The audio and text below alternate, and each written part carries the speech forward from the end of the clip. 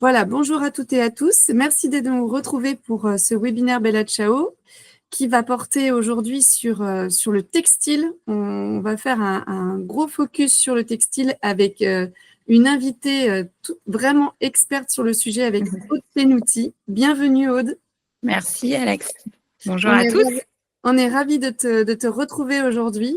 Donc, à l'approche des fêtes, hein, ça va être un peu temporel ce sujet, et de tous les achats que l'on connaît qui vont arriver et déferler dans les magasins, on s'est dit que c'était très chouette de pouvoir parler de ce sujet-là qui est extrêmement impactant dans notre quotidien, et d'autant plus en France. On va vous en parler un petit peu plus précisément pourquoi la France est encore plus concernée par ces sujets, parce que mine de rien, c'est un des leaders mondiaux sur le sujet de la mode. Donc, on va vous donner quelques éclairages là-dessus. Donc, nous allons parler d'abord un petit zoom sur la réglementation pour redonner un peu de contexte et de cadrage sur ces points-là. On ira ensuite sur des axes stratégiques que vous pouvez exploiter dans votre domaine d'activité, si vous êtes en tout cas concerné par la chaîne de valeur et la chaîne de production dans le textile. Les astuces également gagnantes que l'on pourra partager avec vous pour être efficace dans votre avancée et dans votre peut-être transition. Et ensuite, on en profitera pour répondre à vos questions et on vous donnera les réponses. En préambule, donc, on va se présenter. Donc, me concernant, je suis Alexandra Lavarillo. J'ai créé l'agence Bella Ciao maintenant il y a 5 ans. C'est une agence de communication qui est spécialisée dans la communication RSE et RSO, donc responsabilité sociétale des entreprises et des organisations. J'ai un parcours de un peu plus de 10 ans au sein du groupe La Poste et de la Banque Postale, avec des postes opérationnels et stratégiques dans la communication et aussi dans le bancaire. Mais je suis aussi et surtout animée par les enjeux environnementaux et sociétaux de l'humanité. Et dans cette entreprise dans laquelle j'ai travaillé pendant plus de 10 ans, j'ai pu aussi observer des problématiques de transition qui étaient traitées déjà depuis de nombreuses années. Et donc, j'ai été amplement inspirée pour aujourd'hui accompagner les entreprises dans ces sujets-là de la transition. Donc, aujourd'hui, nous avons dans l'agence des personnalités inspirantes qui accompagnent les dirigeants et les élus à la prise de conscience pour pouvoir prendre des décisions éclairées. Et donc, voilà, nous avons Heidi Sevestre, Emma Aziza, Maxence Cordiez, entre autres, et puis Aude également, qui est là avec nous aujourd'hui pour parler de son expertise textile. Et nous apportons une communication sur les engagements et la transition des entreprises et des structures. Nous avons une équipe de 5 personnes avec plusieurs antennes et on a une grande caractéristique, c'est la bonne humeur pour traiter des sujets qui sont parfois un petit peu difficiles.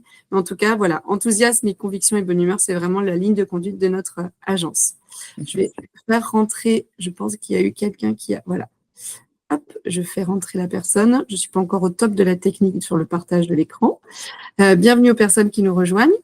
Aude, maintenant, écoute, je vais te laisser te présenter. Dis-nous un petit peu qui tu es. Merci Alexandra. Et bonjour Emmanuel qui vient de nous rejoindre. Donc, je suis une professionnelle du textile qui a travaillé de façon transversale sur la chaîne de valeur. J'ai commencé à travailler dans le textile il y a 18 ans et dans la mode, d'abord en tant que designer, puis ensuite sur des sites de production de matières premières et de produits finis en Italie, aux États-Unis et en Asie du Sud-Est. Et en 2014, j'habite au Vietnam et je décide, après avoir quelques années d'expérience au Vietnam en usine de production de produits finis, je décide de monter un bureau de conseil qui s'appelle Entada Textile et qui s'attelle à proposer des solutions créatives pour une mode un petit peu plus durable. Alors, les solutions créatives, c'est travailler sur l'éco-conception, le sourcing des matières premières, le sourcing des ateliers et des capacités de production. Et puis, viendra quelques années plus tard une nouvelle activité de mon côté que j'incarne aujourd'hui, c'est que je participe à des tables rondes, je donne des conférences et j'enseigne dans une école de mode à Paris sur les sujets notamment du sourcing et de l'impact, puisque c'est dans le choix des matières premières et le choix des façons de produire que l'on a le plus d'impact. Et depuis septembre 2024, j'ai une nouvelle activité. Un de mes clients m'a intégrée en fait et je suis devenue responsable des projets RSE chez Eurocima. Eurocima, c'est une association qui a le rôle de la Fédération européenne de l'industrie du surf et des water sports. Donc, comme on fonctionne comme la fédération du prêt-à-porter, en gros. Et il y a des adhérents qui sont à la fois des marques, des pourvoyeurs de services, etc. Et nos marques adhérentes les plus connues sont Patagonia, Picture, Oxbow, Rip Curl, Quicksilver, tout ce monde-là. Et je travaille beaucoup avec donc, le monde du nautisme parce que l'impact sur l'eau est très important dans ma façon de travailler. Et comme je le dis souvent, je l'ai dit à un webinaire de la CEC il n'y a pas longtemps, l'eau est une ressource invisible et pourtant ses dégâts sont extrêmement visibles quand on connaît un peu la chaîne de valeur. Donc en mutualisant toutes ces compétences, je suis rentrée en France il y a quelques années et j'ai commencé à écrire pour la presse professionnelle sur des stratégies, l'innovation, partager mon expertise qui est encore une fois très transversale et qui je partage mes connaissances sur les interdépendances et donc les choix d'impact que l'on peut faire. Pour ça, j'ai continué à me former au fur et à mesure de ma carrière. Je suis devenue B-Leaders de B Corp il y a quelques années. Je suis aussi observatrice à l'ONU sur un programme qui s'appelle Beyond 2020 et qui s'attelle à travailler la pollution et les solutions circulaires, notamment dans l'eau, mais aussi à travers les produits chimiques sur les chaînes de production de l'hôtellerie, de l'agroalimentaire et du textile. Donc, moi, je représente, parmi d'autres experts, on écoute les projets autour du textile. Et donc, l'équation de tout ça, c'est que ça fait 18 ans que je travaille. J'ai travaillé et vécu dans plus de 5 pays. J'ai monté 4 boîtes. Là, je vous en ai parlé que d'une seule. Et c'est pour partager aussi un paradigme de culture qui est… moi, j'ai vraiment une culture anglo-saxonne du travail. Je n'ai pas tout réussi. Par contre, j'ai essayé des choses et il y en a plusieurs qui ont marché. Et c'est ça que je retiens. Donc, sur les 4 boîtes, j'en ai gardé qu'une. Mais aujourd'hui, elle marche assez bien. Et puis voilà, j'ai 4 actions qui sont de créer, chercher, valoriser et transmettre. Voilà pour la présentation. Merci beaucoup, Aude. En tout cas, on est ravis de t'écouter aujourd'hui sur ce sujet et vous allez le voir, les faits sont quand même extrêmement marquants. Donc, on ne ressortira pas de ce webinaire comme on y est entré. Donc, on va commencer par des constats structurants sur des chiffres pour aller aussi introduire ce qui impacte aujourd'hui le textile, c'est surtout la fast fashion. Donc, on va reposer un peu le constat là-dessus. Est-ce que tu peux en préambule nous dire la fast fashion, qu'est-ce que c'est et des chiffres qui en découlent? Ok. Alors, la fast fashion, c'est un modèle d'affaires qui est né dans les années 90-2000 et elle tire son nom de mode rapide, fast fashion, parce qu'il y a une accélération qui est demandée sur la création, les capacités de production pour renouveler à peu près toutes les 3 semaines en magasin des collections. Donc, ça crée du déchet supplémentaire. Ça crée des façons de travailler qui sont aussi basées sur du volume pour arriver à faire des choses en grande quantité, à avoir des meilleurs prix et des prix tirés vers le bas. Mais ça crée, et je peux en témoigner parce que j'ai eu à travailler à un moment donné pour Inditex, grâce à travers un client. On a réussi à leur faire… c'était il y a presque 10 ans, à leur faire utiliser des matériaux recyclés. On a fait partie des premiers bureaux qui avaient réussi ça. Mais parenthèse fermée, ça crée quand même énormément de volume. C'est un business model qui est basé sur le volume et non pas sur la valeur de ce que l'on vend. Et la différence avec l'ultra fast fashion, on a rajouté ultra parce qu'en fait, là, les cadences sont encore plus accélérées. Il faut savoir que pour des marques comme Shein ou Temu, on peut avoir jusqu'à 10 000 nouvelles références qui sont proposées par jour.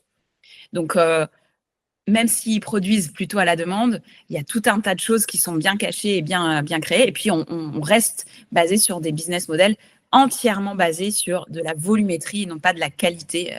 Donc ça, c'est un peu problématique aujourd'hui parce que surtout que lorsque l'on achète un produit qui est importé de cette façon-là, souvent, ce sont des valeurs de colis qui sont inférieures, en fait, au seuil demandé de vérification, au prix qui représente le seuil des douanes. Et en fait, les douanes ne vérifient pas tous ces colis-là et ça devient un déchet supplémentaire sur notre territoire qui n'est pas du tout, qui rentre en compétition avec des déchets de marques qui sont françaises et qui contribuent à créer la filière de recyclage, à diminuer les mauvais produits, etc. Donc, ça vient alimenter un mauvais, on va dire, business model. 2, ça vient polluer nos territoires. Et 3, ça vient quelque part faire de la distorsion de concurrence face à des marques, surtout françaises et européennes, qui, elles, contribuent à travers les éco-organismes et qui payent des taxes pour créer cette filière de recyclage, cette filière de valorisation. Donc, la rapidité, le volume et en plus une distorsion de concurrence. C'est pour ça que c'est problématique aujourd'hui. Et oui, et puis en plus, du coup, ça a des énormes impacts en tout point sur la biodiversité et sur les éléments naturels. Et donc, on vous a mis quelques éléments clés. Peut-être que tu peux t'arrêter un peu sur ne serait-ce que l'eau et sur les produits chimiques. Ça marche. Ouais. Alors, l'eau, comme j'ai dit tout à l'heure, c'est une ressource cachée. On ne se rend pas compte quand on achète un vêtement, on voit le tissu, on voit les couleurs, etc. Mais on ne se rend pas compte forcément de l'eau utilisée pour la production. Et donc, un exemple ici, en fait, pour la fabrication d'un t-shirt, ce sont des chiffres globaux. Donc, je ne vais pas rentrer dans les détails, t-shirt en coton bio, etc. Mais en moyenne, pour la réalisation et la production des fabrications d'un t-shirt, ça demande jusqu'à 2500 litres d'eau, surtout s'il est en coton conventionnel. Et 2500 litres d'eau, c'est à peu près la quantité que boit un occidental en 2 ans et demi. Donc, sur un t-shirt, on utilise la même consommation d'eau éventuellement potable pour un occidental sur sa consommation de 2 ans et demi. C'est affolant. Et quand on ne connaît pas les chiffres, évidemment, on ne peut pas les réaliser et c'est bien normal. Et puis après, moi, il y a un deuxième chiffre qui, à chaque fois, me met une grosse claque. C'est un camion benne de déchets textiles est jeté en décharge ou incinéré dans le monde chaque seconde. Donc, c'est ce que l'on voit, nous, à la limite, en Europe, les filières sont organisées pour qu'il y ait une valorisation énergétique dans le pire des cas et que ça soit incinéré. Mais il y a des pays où ce n'est pas du tout le cas et pourtant, ils ont ces déchets. Et les pays d'Amérique latine et certains pays d'Afrique reçoivent aussi tous ces déchets-là. Donc, ce sont des chiffres qui sont alarmants. Je pense qu'il faut les connaître. Et en même temps, il y a des solutions et il y a des débuts de leviers qui peuvent diminuer tout ça, tout cet impact-là. Et il faut se concentrer là-dessus aussi. Oui, complètement. Et puis, on va en parler après, bien sûr, sur les solutions et qui sont à la main des structures, des entreprises, des organisations. Et puis après, aussi du consommateur qui peut avoir le choix d'acheter ou pas auprès de ces entreprises qui favorisent la fast fashion. Et puis, on avait les produits chimiques. C'est quand même des choses qui sont extrêmement parlantes voilà, sur ce qu'on peut retrouver dans nos vêtements. Tu disais qu'il y avait 3500 produits chimiques qu'on peut retrouver dans nos vêtements et qui en plus sont considérés pour la plupart à plus de 750 comme dangereux pour la santé. Oui, c'est jusqu'à 3500, tout type de matériaux confondus, tout type de vêtements confondus. Mais effectivement, tout ce qui des teintures chimiques qui ne sont pas contrôlées ou mal contrôlées, des finitions anti-plis, des finitions imperméables, etc., qui ne sont pas contrôlées ou pas tracées. Tout ça, ce sont des produits qu'on peut retrouver après dans la pollution des eaux, quand on lave nos vêtements, évidemment de l'air pour les personnes qui les fabriquent, et puis certaines substances, et c'est là où c'est extrêmement vicieux, arrivent à pénétrer l'épiderme en fait et la peau. Donc il y a un vrai danger d'innocuité sur certains produits chimiques. Je ne vais pas les citer là, mais les PFAS, les polluants éternels, il y a des solutions aujourd'hui pour les contrer dans la production textile, mais les marques qui ne changent pas leurs habitudes de production, elles mettent sur le marché effectivement certains produits qui contiennent ces produits dangereux. Donc là, vous l'avez compris, on vous a dilué aussi un peu des informations et des thèmes qui méritent bien entendu d'approfondir si vous ne les connaissez pas, comme la gestion de l'eau, le circuit de l'eau, en tout cas, l'eau potable. Et je vous conseille l'émission Sur le front de Hugo Clément qui traite de ce sujet-là, notamment sur l'eau potable en France. Les PFAS aussi, si vous ne connaissez pas, vous pouvez aller trouver des informations sur les polluants éternels. Camille Etienne connaît très bien ces sujets et c'est un de ses chevals de proie qu'elle prône depuis de nombreux mois, voire années. Et puis également la fast fashion que vous pouvez davantage découvrir sur comment l'impact sur le marché du textile. C'est pas des choses dans lesquelles on va rentrer là aujourd'hui, mais c'était important qu'on les évoque et ça nécessite de rentrer plus dans le détail pour chacun d'entre vous si vous souhaitez approfondir. Et je précise juste que l'ennemi, c'est pas la chimie. On a besoin de produits chimiques qui soient tracés, élaborés, de bonne qualité dans l'industrie textile. Mais l'ennemi, ce sont les mauvais produits et les mauvais usages. Parce qu'il y a des produits où on n'a pas besoin de mettre autant de finition, de brillance, etc., etc. Et puis ensuite, sur les points structurants quand même sur ce marché, c'est aussi de nous positionner, nous, la France, pour se rendre compte et de voir les échelles internationales et ce que ça représente. Je t'en prie. Ouais, c'est important. C'est pour ça que les leviers et que les lois chez nous, elles sont pionnières, entre guillemets. C'est parce qu'on représente, la France représente un très gros marché, notamment sur le haut de gamme et le luxe. On est les premiers acteurs mondiaux grâce à LVMH. Ensuite, au niveau de l'emploi, je trouve que c'est intéressant de se positionner comme ça, de façon directe ou indirecte, donc soit chez les marques, soit chez les groupes, chez les fédérations, chez les fournisseurs. Ça représente 615 000 emplois sur le territoire français. 25% des ventes mondiales sont réalisées par des entreprises françaises, notamment dans le luxe en Asie, mais aussi les exportations aux États-Unis, etc. Et enfin, c'est quand même 150 milliards d'euros de chiffre d'affaires qui sont créés grâce à ces sociétés françaises.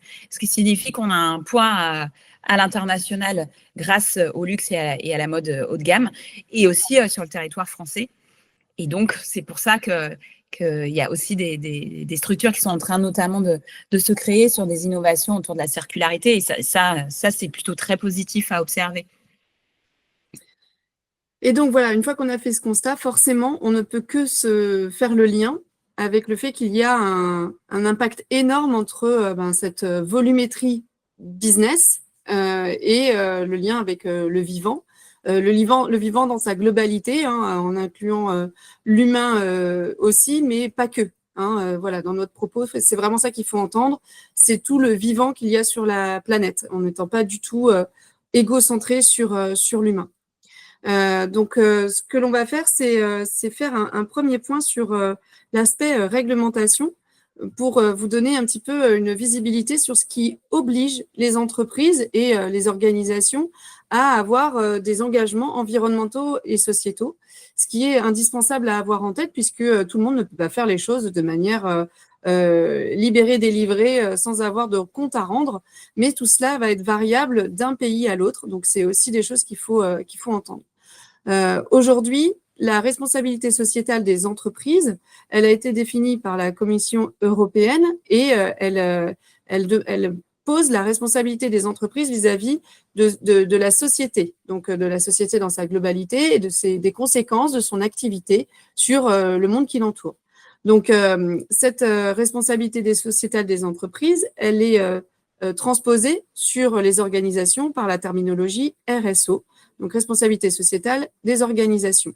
Et elle s'adapte aux collectivités, associations et autres structures qui ne sont pas commerciales.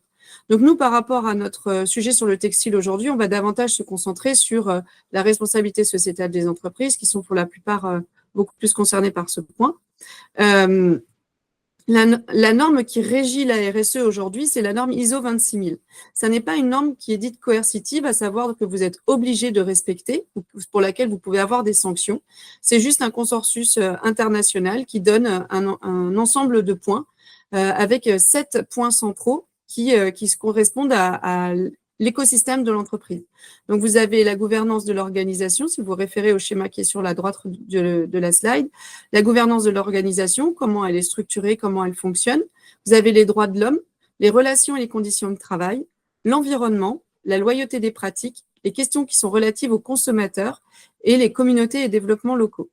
Donc, en fait, tout cet écosystème englobe les différentes actions en termes de RSE d'une entreprise. C'est en ça qu'on appelle une stratégie RSE quand elle est mise en place dans une structure. Donc, cette norme ISO 26000, en fait, elle n'oblige personne à la suivre, en tout cas, pas tant qu'il n'y a pas de loi pour le faire. Et pour ça, il y a une loi qui a été mise en place. La réglementation de la RSE, elle date depuis un peu plus de 25 ans maintenant, et elle est progressivement rattachée sur notre territoire français. Et elle oblige certaines entreprises progressivement. Les entreprises ont été identifiées par rapport au nombre de salariés, au montant du chiffre d'affaires réalisé et aussi si elles sont cotées en bourse ou non.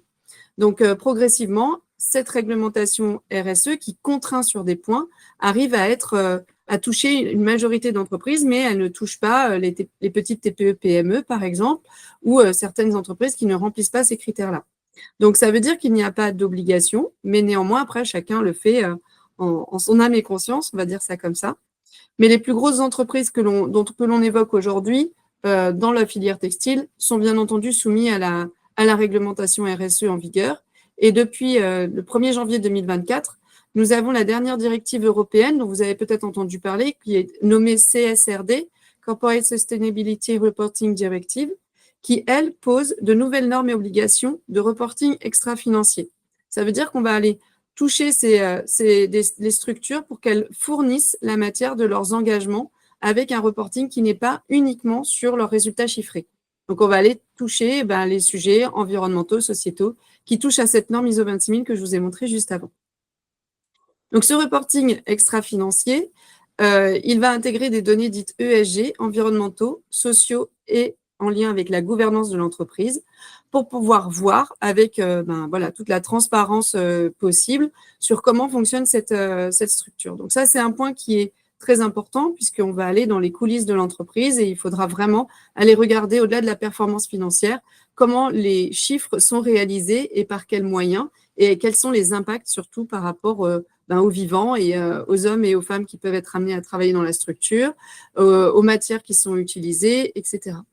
Et on vous a intégré aussi un point sur le devoir de vigilance qui n'est pas forcément lié à la CSRD, mais qui est une autre directive qui a été mise en œuvre et qui oblige les entreprises à avoir un devoir dit de vigilance sur les sous-traitants qui travaillent et alimentent leur chiffre d'affaires.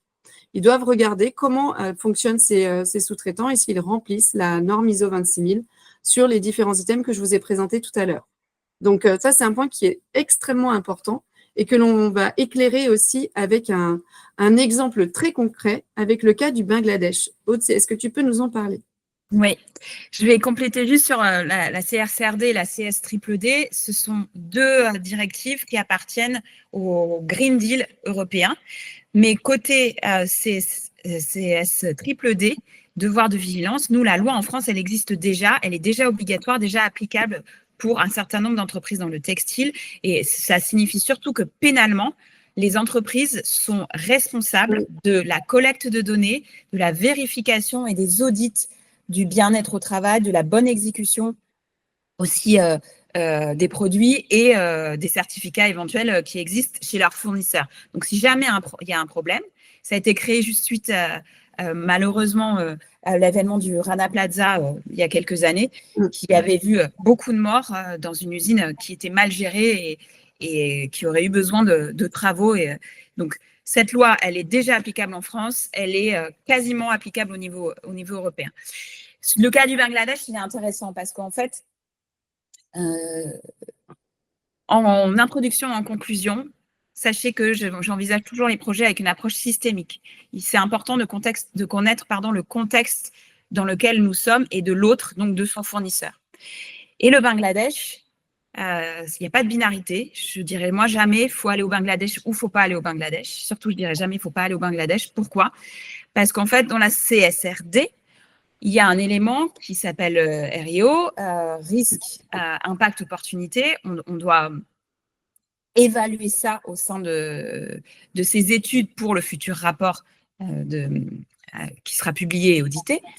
Et donc, le cas du Bangladesh, il est à la fois listé par Fairware, pardon. C'est l'image de droite, Fairware étant une ONG internationale qui audite des usines pour vérifier justement certains critères sociaux. Le Bangladesh est dans la liste des pays qui demandent des audits plus poussés que certains autres pour s'assurer des problématiques déjà de sous-traitance. Mais ça, dans le textile, c'est un vrai point noir. La sous-traitance, c'est à peu près 30% de risque de sous-traitance dans les pays émergents et les pays en voie de développement. Et donc, de facto, la Fairware Foundation et International Labour Organization, qui est donc la branche de l'ONU qui s'occupe du travail et du bien-être des ouvriers dans le monde, ont constaté un risque majeur de harcèlement et d'agression sexuelle au Bangladesh. Ce qui, donc, a été pris en compte dans les critères d'analyse de cette grille de double matérialité qui sert à faire le rapport et à évaluer les points les uns après les autres. Et donc, ce critère-là, il est que si on fait fabriquer au Bangladesh, obligatoirement, dans l'évaluation d'impact qui est quand même globale, on sait qu'on a un risque supérieur de possible harcèlement sexuel ou d'agression sexuelle. La Fair Work Foundation, d'ailleurs, a travaillé il y a quelques années sur une proposition de loi au gouvernement au Bangladesh pour atténuer ça. D'un autre côté, il y a un autre point à surveiller, c'est qu'il y a une différence très forte entre ce qu'on appelle le living wage et le minimum wage. Le living wage, c'est le salaire de subsistance en français, et le minimum wage, c'est le salaire minimum. Parfois, dans les pays dans lesquels on fait produire, le salaire minimum est respecté. Pourtant, il ne prend pas en compte les inflations, il ne prend pas en compte d'autres prix des éléments de première nécessité. Et c'est là où Fair Work Foundation essaye de travailler pour, en fait, établir plutôt comme référence le salaire de subsistance qui prend en compte le contexte global du pays, au lieu d'avoir une loi gravée dans le marbre qui est le salaire minimum. Donc ça, ce sont deux risques qui existent très fortement, par exemple au Bangladesh. Et pourtant, le Bangladesh, c'est à cause de son histoire malheureusement et du Rana Plaza, c'est aussi un des pays les mieux équipés en usines parce qu'il y a eu déjà, il s'est développé plus tard que les autres. Il y a eu des constructions rénovées et améliorées depuis l'événement du Rana Plaza. Et donc, il y a beaucoup d'usines modernes qui sont sécurisées et c'est un des pays où il y a le plus d'usines certifiées LEEDS. LEEDS, c'est L2EDS et c'est une certification de sécurité du bâtiment, de bien-être au travail grâce à la construction du bâtiment, etc. Il y a tout un tas de critères. Mais donc, ça vient remplir et ça vient pallier les éléments sociaux et sociétaux qui représentent un risque dans la CSRD. La conclusion, c'est qu'il n'existe pas de binarité sur les pays de production. Moi, je ne dirais jamais ne pas aller là ou aller là, parce qu'il y a aussi eu des scandales d'ateliers clandestins à Milan ou à Aubervilliers à Paris. Donc, ce n'est pas noir ou blanc, les choses. Et c'est pour ça que des audits et des approches systémiques sont vraiment nécessaires. Et donc, ça commence par un mapping fournisseur. On vous a donné cet exemple-là parce qu'il y a des idées reçues sur le Bangladesh. Il y a des choses qui représentent des gros risques. Il y a des opportunités aussi, parce que parfois, sur son price point, on a besoin de remplir certains critères et qu'il y a aussi des sociétés qui travaillent très bien en Bangladesh. Merci Aude. Alors c'est sûr qu'une fois qu'on a vu l'ensemble dans sa globalité et aussi sur cette approche systémique des choses, il y a forcément une stratégie à prendre. Cette stratégie, il faut intégrer ces paramètres-là, s'emparer du sujet et ne pas faire l'autruche. Donc, si vous souhaitez vous lancer dans le textile, en tout cas, et si vous souhaitez avoir une approche qui soit quelque chose de plus incarné, ou si déjà vous avez un business qui est engagé et que vous souhaitez savoir par où commencer, on vous propose ici alors les grandes lignes d'une stratégie, de prémices de stratégie pour pouvoir faire en sorte d'être aligné avec les différentes réglementations, tant au niveau international, européen que national. Donc, il y a 3 points que Aude va vous détailler juste après, qui concernent l'éco-conception, le sourcing et ensuite la stratégie opérationnelle. Est-ce que tu peux rentrer un peu dans le détail, s'il te plaît? Oui.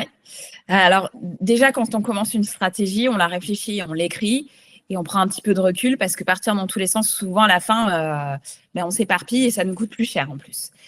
L'éco-conception, pour moi, c'est vraiment le début. Ça ne concerne pas que le design, ça concerne l'ADN de son produit, quel type de sourcing on veut aller, vers quel type d'achat, quel type de fréquence de renouvellement de ce produit, en combien de coloris, en combien de gammes, en combien de tailles, etc. Ça fait partie de l'éco-conception. Donc, premier point, on réfléchit à comment avoir une stratégie qui est alignée avec les réglementations. Parce que même si on n'est pas soumis aujourd'hui à la première vague de cette réglementation CSRD qui concerne jusqu'à 2026 un certain type d'entreprise basé sur leur chiffre d'affaires et leur nombre d'employés. Ensuite, il va y avoir un autre palier franchi. Et puis, de toute façon, à la fin, le client final ne fera pas forcément la différence. Et en plus, ça va en pâtir sur les relations fournisseurs, etc. Et il faut se préparer parce que c'est vraiment créer un rapport de double matérialité, c'est 18 mois de travail. Donc, il faut se préparer. Ensuite, avoir la capacité d'analyser les obligations des éco-organismes. Les éco-organismes, c'est spécifique à la France pour l'instant. Il y a des projets de création d'éco-organismes dans des pays limitrophes, au Portugal, en Allemagne par exemple. C'est pas encore abouti, au Japon aussi, mais c'est pas encore fait. Et là, on a 3 éco-organismes qui concernent le textile aujourd'hui. Refashion, qui s'occupe de ce qu'on appelle TLC, textile, linge de maison, chaussures. Écologique qui s'occupe de ce qu'on appelle les ASL, accessoires, sport et loisirs. Et à partir de l'année prochaine, Citeo, qui va répondre à la suite de la loi AGEC sur les emballages et qui sera le référent éco-organisme sur les emballages. Un éco-organisme, son rôle, en gros, c'est de proposer des solutions et créer la filière de recyclage qui correspond aux produits qu'il doit traiter. Ensuite, c'est analyser les risques et les opportunités de sa gamme de produits. Est-ce que c'est toujours relevant de continuer à faire une veste? Je vous donne un exemple, une veste pour des citadins qui a les mêmes propriétés thermiques que des équipements d'explorateurs pour aller dans les pôles. Est-ce que, même si c'est à la mode, est-ce qu'on a intérêt à garder ça dans toutes les circonstances? C'est travailler en équipe pour faire tout ça, et en particulier l'analyse du cycle de vie, les mesures d'impact de son produit. Et puis, c'est surtout mesurer son impact et l'améliorer. Personne n'est parfait. On commence d'une feuille blanche ou, selon sa posture d'entreprise, si on a déjà des grandes gammes, on mesure leur impact. Si on est sustainable native, c'est un peu plus simple. Et tout le monde doit s'y mettre. Et l'éco-conception, ce n'est pas que designer ou choisir une matière. C'est vraiment concevoir son produit pour qu'il soit avec le moins d'impact, réparable et qu'il puisse rentrer dans un objectif de circularité. Ensuite, le sourcing, c'est vraiment comprendre les interdépendances de sa chaîne de valeur. J'en parlais un petit peu avec la ressource eau. Imaginez qu'on a besoin d'eau, d'une énergie, en plus de sa matière première, pour travailler et fabriquer un produit, c'est se poser les bonnes questions de mesure aussi de risque, d'impact et d'opportunité.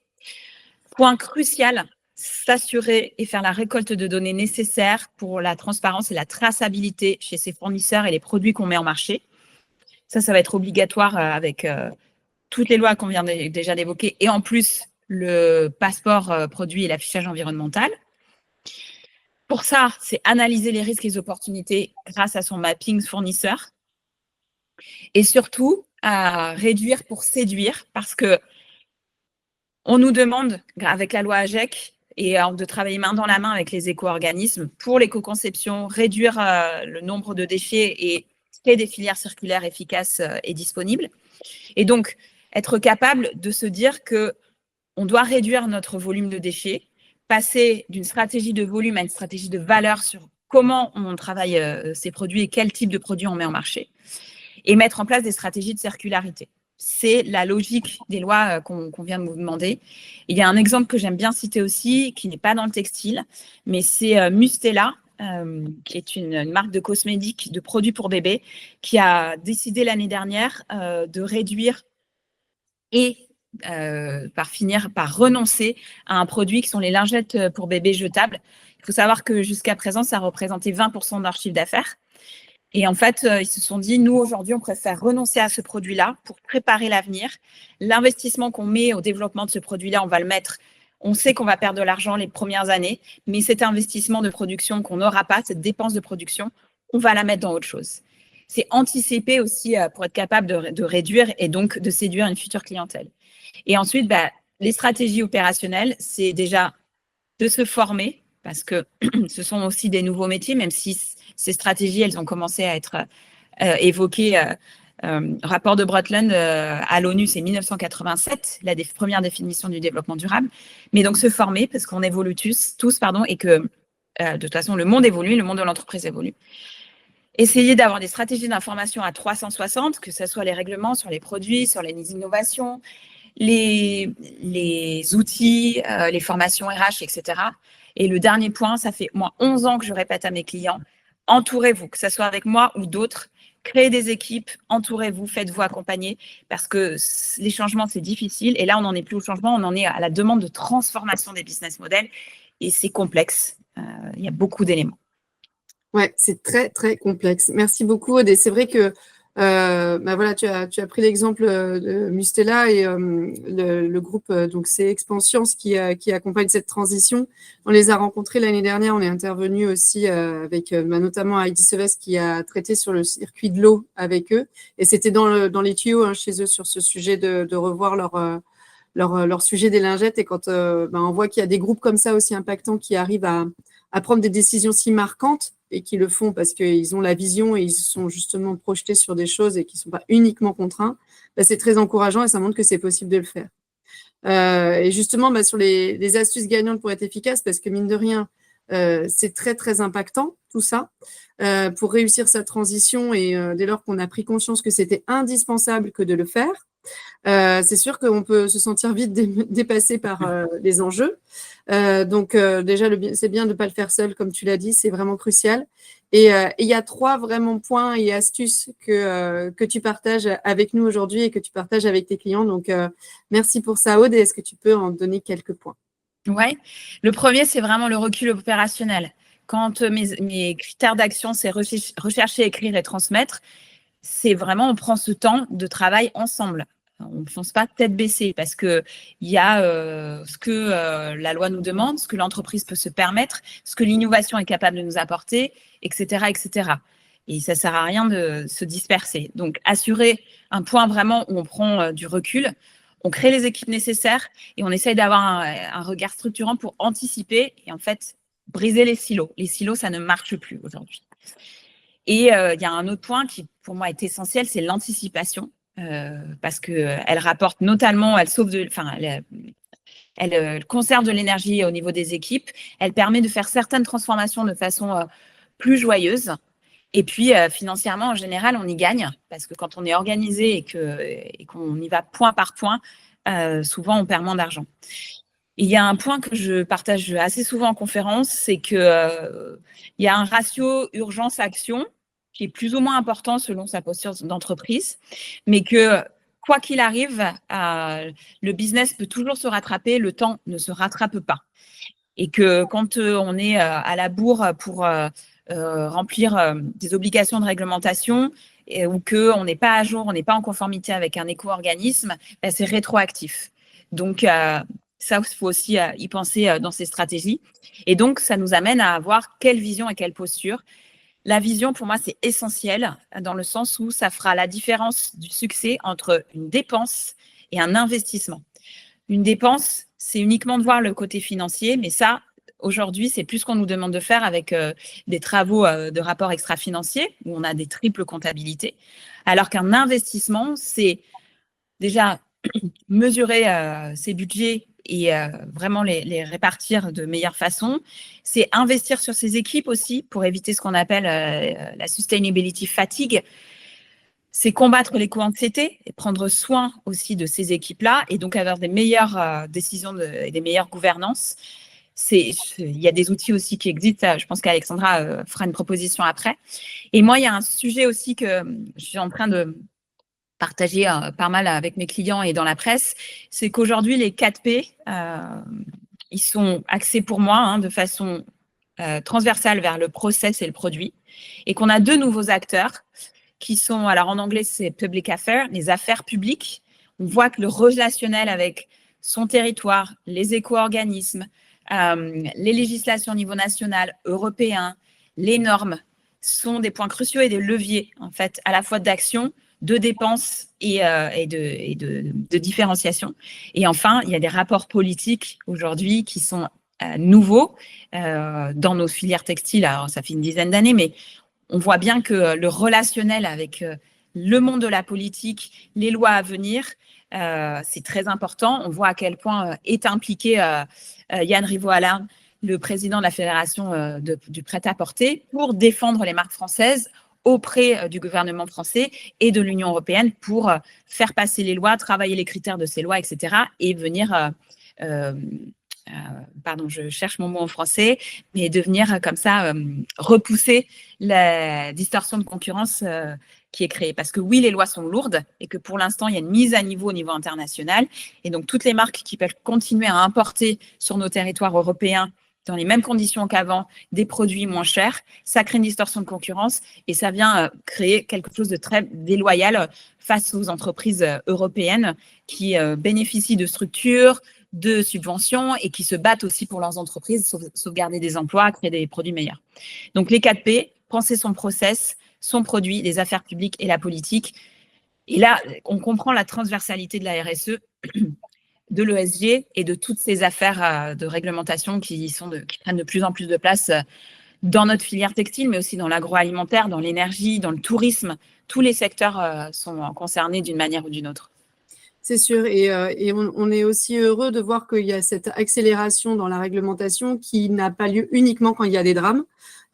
Tu parlais justement de l'usine tout à l'heure, mais on sait que globalement, toutes les réglementations RSE qui ont commencé à surgir sur les 20-30 dernières années ont été impactées par, ou en tout cas impulsées suite à des drames, des explosions d'usines, des bateaux qui coulent avec les déversements de pétrole, comme on en a pas entendu avec l'Erika sur nos côtes, entre autres. Mais voilà, donc en tout cas, aujourd'hui, cette réglementation, elle s'affine et les affaires publiques et la politique sont encore plus intégrées dans cette dynamique en amont et pas juste en pompier pour agir, quoi. Donc ça, c'est plutôt très chouette. Il faut oui, parce qu'on a vu à quel point le poids du marché et des marques françaises était important à l'international au niveau business. Donc c'est intéressant de travailler comme ça. Et c'est vraiment très bien. Donc voilà, donc en tout cas, on arrive à la fin de ce webinaire. On va pouvoir passer ensuite à la phase des questions-réponses si vous en avez. Mais en tout cas, ce que l'on voulait vous dire, c'est que par rapport à ce sujet-là, à partir du moment où vous êtes engagé dans cette transition et que vous souhaitez aller plus loin, les points qui sont vraiment structurants pour ensuite avancer sereinement, c'est de continuer à se former, que ce soit au plus haut niveau des équipes dirigeantes, mais aussi par toute la ligne, toutes les équipes qui sont dans votre structure. Donc, de continuer à former sur les enjeux environnementaux et sociétaux. Et vous avez des outils tels que la fresque du climat, mais aussi plein de choses sur lesquelles vous pouvez rebondir.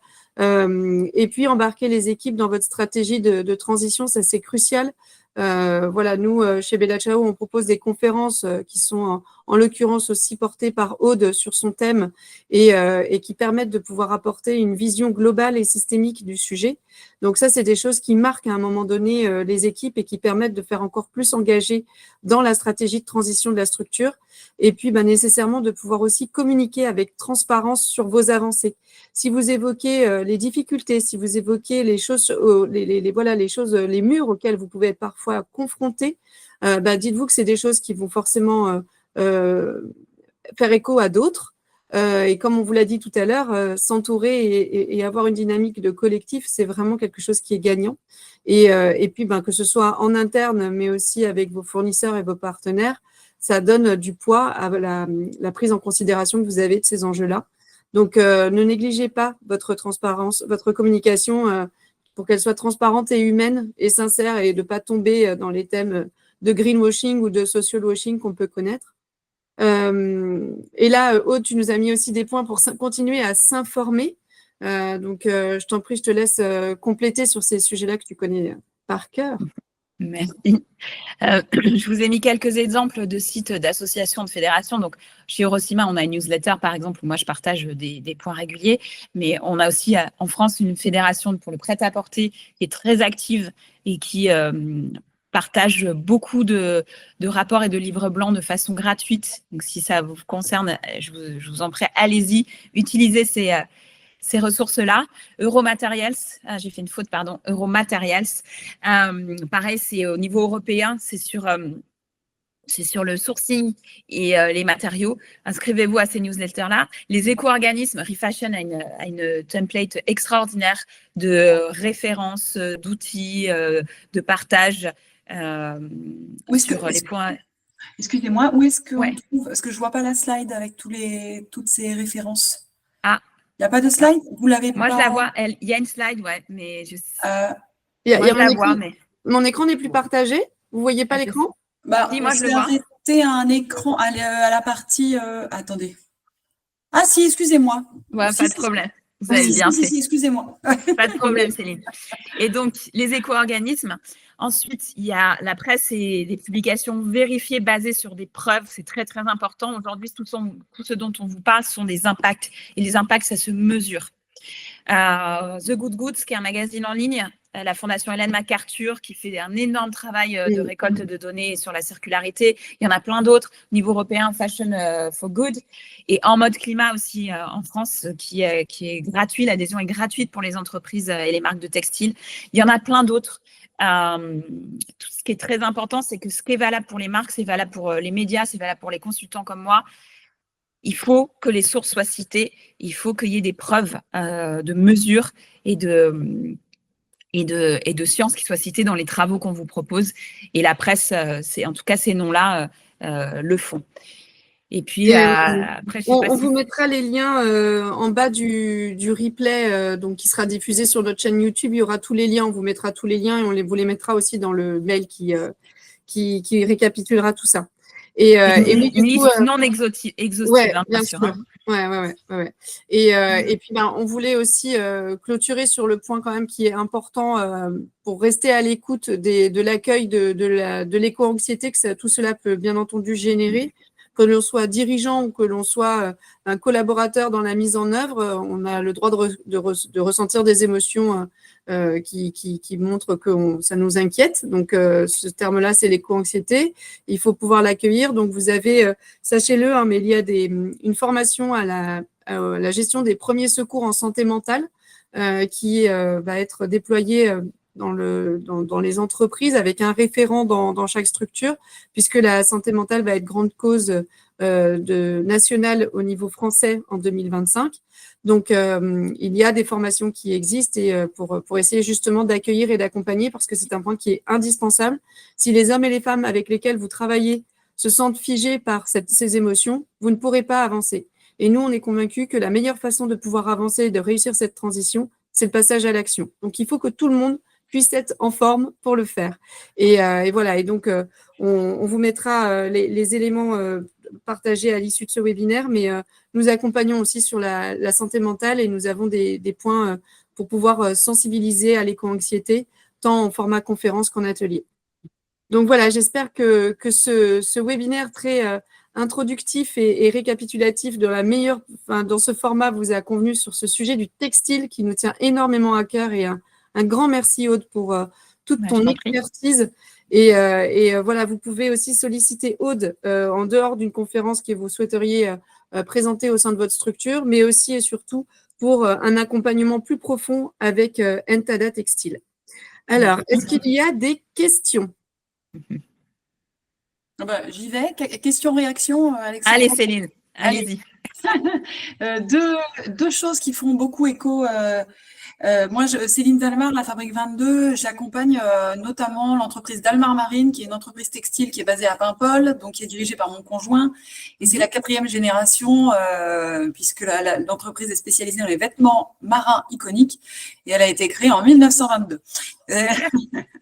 Et en fait, ça fait écho sur 2 sujets. Le premier, c'est que quand on s'est installé, nous, à Paimpol en 2017, sur la communication, mes beaux-parents, leur façon de voir, et c'était une autre génération aussi, et puis le monde du textile n'était pas le même non plus, pourtant ça va très vite. Mais à l'époque, c'était vivons heureux, vivons cachés. Donc voilà, moins on est transparent, mieux on se porte. Aujourd'hui, on n'a plus le choix, on se doit d'être transparent. Et quand on est vertueux, je pense que c'est important parce que, de l'être justement transparent.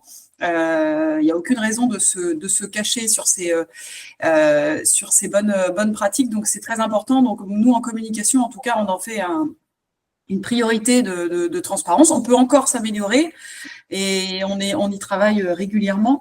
La deuxième chose, moi, ça m'a fait écho, Mustela, qui s'est assise sur quand même une grosse partie de son business qui était les lingettes jetables qu'on a tous connues en tant que parents à un moment donné. Ça fait écho aussi à autre chose, c'est que l'entreprise Dalmar Marine a réalisé son bilan carbone en 2022 et elle a arrêté de fabriquer, pourtant ces produits marchaient beaucoup, ces manteaux et ces cabans en cachemire, parce qu'on a découvert, enfin, grâce au bilan carbone, on a découvert que le Cachemire était mince, comment on appelle ça, générateur d'émissions d'émissions de CO2, et c'était pas du tout exemplaire en termes d'émissions. Et donc, ce qu'on a fait, c'est que c'est arrêté, enfin la production est arrêtée, ça ne veut pas dire qu'il reste encore quelques produits qui sont pas en vente sur le marché, mais en tout cas, la production est arrêtée et complètement. Pourtant, ça plaisait beaucoup. Et par contre, on a remplacé le Cachemire par une autre matière qui est l'Oden, qui est une laine recyclée, qui est encore moins génératrice d'émissions de carbone que le drap de laine classique que nous utilisons depuis des générations et qui est un fabricant français du sud de la France. Voilà. Donc, en tout cas, tout ça fait écho. Et puis, la transformation de business model, elle doit également s'entourer, c'est évident.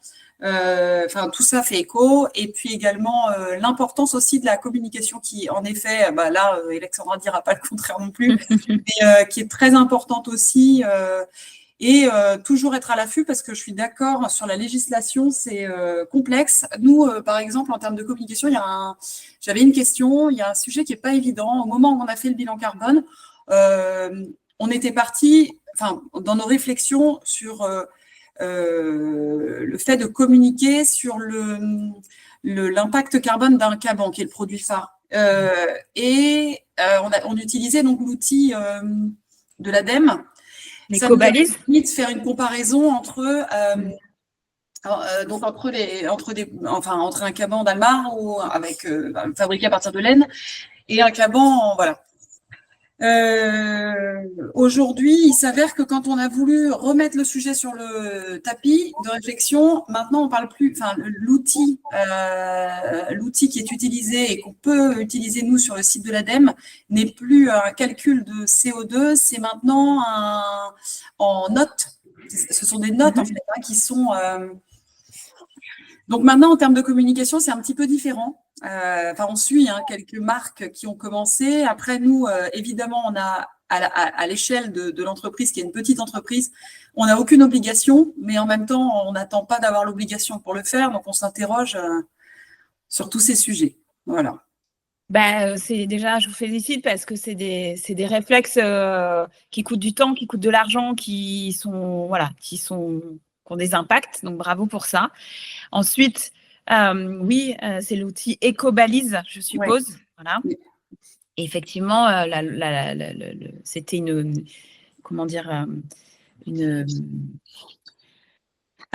des essais qui étaient faits, et j'ai fait partie justement des experts qui ont donné leur avis sur l'outil. Et de toute façon, la loi sur l'affichage environnemental, elle demande un impact global et systémique. Selon sa taille d'entreprise, il faut savoir que si on fait un bilan carbone, l'idéal, c'est d'aller jusqu'au scope 3, qui inclut en fait la mesure des impacts carbone de ces fournisseurs. Donc, ce que vous allez subir est causé pour simplifier. Mais oui, aujourd'hui, pour avoir un état de l'art un peu sur un produit, c'est pas seulement le carbone, c'est les ressources en eau, les conséquences sur la biodiversité, est-ce qu'il y a des microplastiques, etc. Donc, la mesure, elle est en train d'évoluer. On a une consultation publique sur ce sujet-là jusqu'au 19 décembre qui est disponible sur le site de l'ADEME. J'ai fait une publication, je crois, ce matin sur ma page LinkedIn. Vous pouvez participer si vous voulez et vous allez un petit peu mieux comprendre, et vous pouvez aussi faire remonter vos questions, etc. Mais oui, dans les mesures qu'il faudra prouver et récolter, les data qu'il faudra récolter, il y aura le transport, mais la CO2 pas seulement, l'eau, etc. D'accord. Et puis il y aura aussi des capacités des mesures sur est-ce qu'il y a une matière recyclée intégrée. Donc dans le cas de votre produit, c'est oui. Est-ce qu'il est réparable, etc. C'est se poser ces questions-là au global. Voilà. Et donc ça créera une notification pour l'instant de points. Mais attention, il y a la loi en France qui est le PEF et la loi au niveau européen. Il y aura normalement une continuité de tout ça. Il n'y a pas de raison que ça ne se fasse pas comme ça, mais c'est mouvant, c'est en cours de chemin.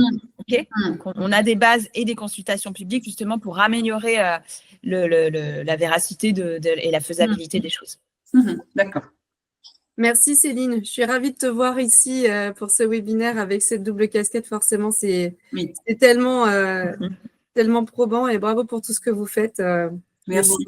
Je n'avais pas de grand doute sur vos avancées avec tout ce que tu es. Je précise qu'avec Céline, nous étions au sein du groupe La Poste. Donc, elle fait partie des personnes qui ont sauté le pas de créer leur entreprise. Donc, bravo Céline et merci. Et je te réponds à ton message LinkedIn ultérieurement.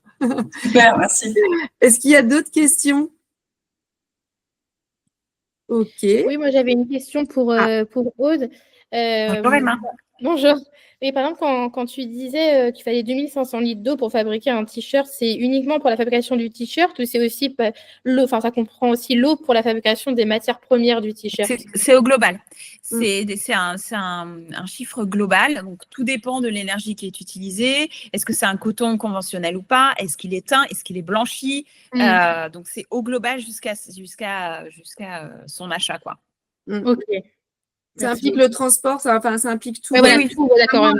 La chaîne de valeur, ouais. Merci. D'autres questions? Il y avait justement, Emma, l'ADEME qui avait sorti une étude très poussée sur l'eau, sur le coton pour les t-shirts et les jeans. Ils ont sorti ça il y a 2 ou 3 ans. Oui. Il y a un très beau visuel d'ailleurs. Si tu en as besoin, tu peux le retrouver sur leur site. Ouais, et j'ai en tête aussi une vidéo qui était très très bien faite. Je crois qu'elle a été portée par l'ADEME, qui montrait le circuit du jean avec tout son parcours de fabrication. Ça donne aussi des éclairages en images et pour comprendre pourquoi ces chiffres en fait. Le marché du jean étant quand même ce qu'il est. Bon là clairement moi j'ai pas les chiffres, mais on voit que entre le bouton qui est fabriqué à un endroit, le zip qui est fabriqué à un autre, l'assemblage qui est fait à un autre endroit, etc., etc. On voit tout ce parcours du jean. La vidéo est très très bien faite.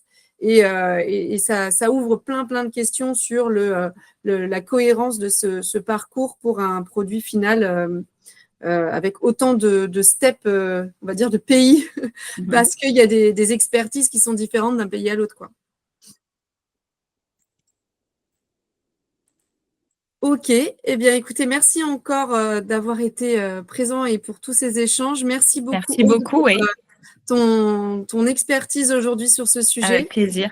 Donc, nous vous enverrons le replay avec les différents liens de référence pour trouver des informations complémentaires qui ont été évoquées par Aude. Et puis, écoutez, merci beaucoup pour votre présence aujourd'hui et je vous dis à très bientôt pour un prochain webinaire. Merci beaucoup, Alexandra. Merci, au revoir.